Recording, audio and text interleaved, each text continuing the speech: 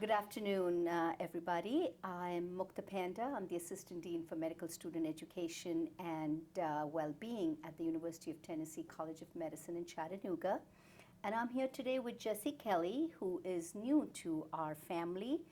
We're very excited to invite Jessie here. So, Jessie, tell us a little bit of what brings you to Chattanooga with UT College of Medicine. Sure. Yeah, so I'm a licensed marriage and family therapist. I have been in Chattanooga for about 3 years, and I decided to come on with UT because I love the vision that is behind this whole program and everything that you and I talked about in my interview process. Just really share a lot of the same passions, and it was just, honestly, it was a great fit. So, we are well aware of the current healthcare landscape. And as we were speaking just a little bit ago, I'm a clinician and an educator, and I think I've been taught and I learn and I teach a lot about taking care of my patients. And I've also suffered personally from the feeling where, once I finish medical school, this will be good. And then when I get into residency, things will be better. And oh my God, let me just become a licensed physician and life will be golden. And I've lived with the delayed gratification till very recently when I realized that I really need to take care of my life while I'm going through school and training and everything. So I think we are really looking at building that sort of what I call the how to live curriculum for our students and residents and faculty and staff. And we're so excited you're going to help you're going to help us with that. And then also, I personally would not be here today without the help of trained specialists who helped me with my emotional and mental well-being. So making that a priority just as our physical health is and our preventive health is. So thank you for helping us with that. But today I just wanted to share something with you which I personally am dealing with, and I have sort of found ways of coping, but maybe you can help me with it. Sure. And I've heard the same thing from students and residents. It's sometimes this feeling of lack of autonomy, whether that is with schedules or it is with time management, both personal and professional. And also nowadays with what is happening when you feel oftentimes that you've done what you can for your patients, and either they don't agree to partner with you on it, or your hands are tied because of other social determinants of health, this feeling of powerlessness. How do we deal with that? Yeah. So I think the first thing would be to even be aware that that's what you're dealing with. Whenever you notice those thoughts and those feelings and what's coming up, just trying to find the source first of all and have some awareness about what you are experiencing. I think that would be the first step to deal with anything, is just to recognize and notice what you are going through. And you mentioned a few different things. Which one do you want to take first? Let's talk about, so recently, and I've heard this from my residents and some other faculty and colleagues also, this issue around vaccine hesitancy, and I really not wanting to go into any political debate into that, but just how to control and still be empathetic to our patients and to ourselves when we are having these controversial conversations. And vaccine is one issue. It could be patients, not willing to go through with the treatment or things like that. Right. As far as control goes, really the only thing that you do have control of is you and how you respond and how you react to that. So again, just recognizing that you're having some emotional reactivity about someone's vaccination status, their hesitancy about it, or refusal to get treatment, just being aware, hey, I have some emotions about what's going on with this patient or in this room with this patient or what they've decided to do, and just recognizing that you have some reactivity going on. And then once you figure out, hey, I'm reactive to whatever the situation is, figuring out what that is. Is it anger? Are you sad about this? Are you, um, frustrated? I'm just going through a list of things that I've experienced with people in the community not willing to get vaccinated and things like that.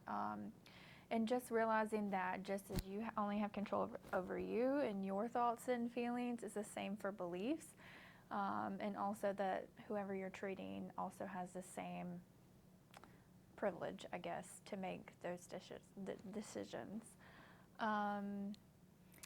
Yeah, I like what you said, So for me, I know that I'm having some reactivity. Few things happen. One is that I start needing my hands like this. The moment I start doing this, I know that I'm stressed in some way, or I feel I can't focus on what the patient is saying. I want to react. Yep. Or my colleague is saying, what are some other ways people may feel those triggers?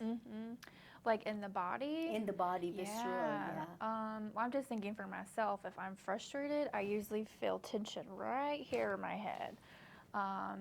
Or, anxiety can present so many different ways. Tightness in the chest, sweaty palms, increased heart rate.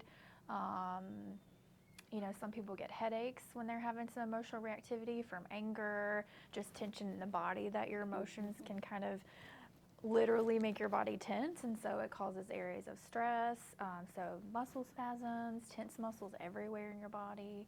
I think being aware of what's going on in your body, even if you cognitively haven't connected to what the reactivity is about, if you're noticing body things, then that can cue into something's going on with me emotionally. I need to do a check-in and see what's going on. So what would you suggest once we start becoming more aware of our body? What should be the next step then so that we react with kindness and compassion and empathy to ourselves and the other person? Sure. I think focusing on, so let's say you've recognized you have a headache and you know it's from some emotional reactivity. You've made sure you drank enough water and you have food and you've ruled out all of those things and you realize it's from some emotional response in your body. I would focus on what you feel in your body and just put some awareness and just some light focus on that in your body, and then see what you notice. What are your thoughts around this? What are your feelings around what you're noticing in your body? And that's usually a good tell, a good report that you can get from yourself about what's going on. Are you mad, or are you anxious, or you're sad, or whatever? And then depending on what you notice after that, then you can start your coping skills or what you know already works for you, or explore some other ones. That would be a good opportunity to do that too. Yeah, so for me, thank you for sharing that. I think to be able to, since we are so busy and we are sort of, our stimulus from the external are so rapid, I found that when I start feeling those things, either I take a big deep breath or I find an excuse to step away from that situation.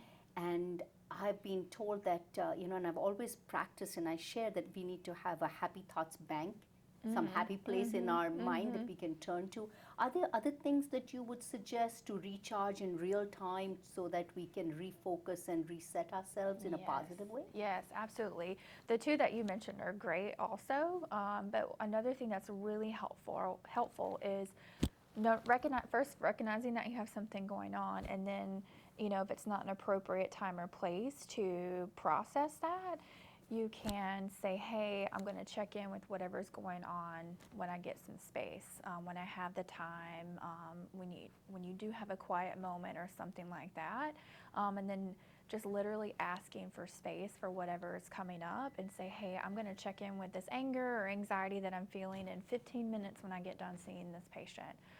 And that way you have a little bit of space to not be so reactive, but then making sure you follow up with that check-in, and then doing whatever you need to at that moment. Yeah, thank you. I think it was so important for me, which I say I learned the hard way, and I'm glad I did many years ago, but to offer that safe space for others also, and especially as educators, as leaders, how do we allow for that debrief? Any suggestions of how we could do that? I know how we could do that for ourselves, but how do we open that up for others in a way that is safe and in a way that does not interrupt the busyness of the work that needs, so it doesn't feel like work. Right, right. Yeah, sure. I think the first thing that comes up for me when I think of safety is trust. For me, I don't feel safe if I'm not trusting of the situation or the people I'm around. And so I think just focusing on trusting and, do an assessment of who you do trust, who is a trustworthy person, and then, even finding if you don't trust anyone, maybe starting there to see how you can create safety within yourself and the people that are around you. Thank you. Thank you, Jessie. We spoke of a few things today. I think we really highlighted the fact that we are human. Yes. And we are faced with the same emotions and reactions to situations that cause us some sort of conflict with our own values, like a values conflict. We spoke about the need to be self-aware of our own triggers and what reactions those triggers promote in our body. I love some suggestions that you shared of how we can address those triggers in that moment. But what I really appreciated what you said was that to make sure that we find time to unpack those emotions for ourselves when we have some space, or intentionally build that space. And then the advice to me and others as leaders to provide that safe space and trust. I love the word trust that you used for others.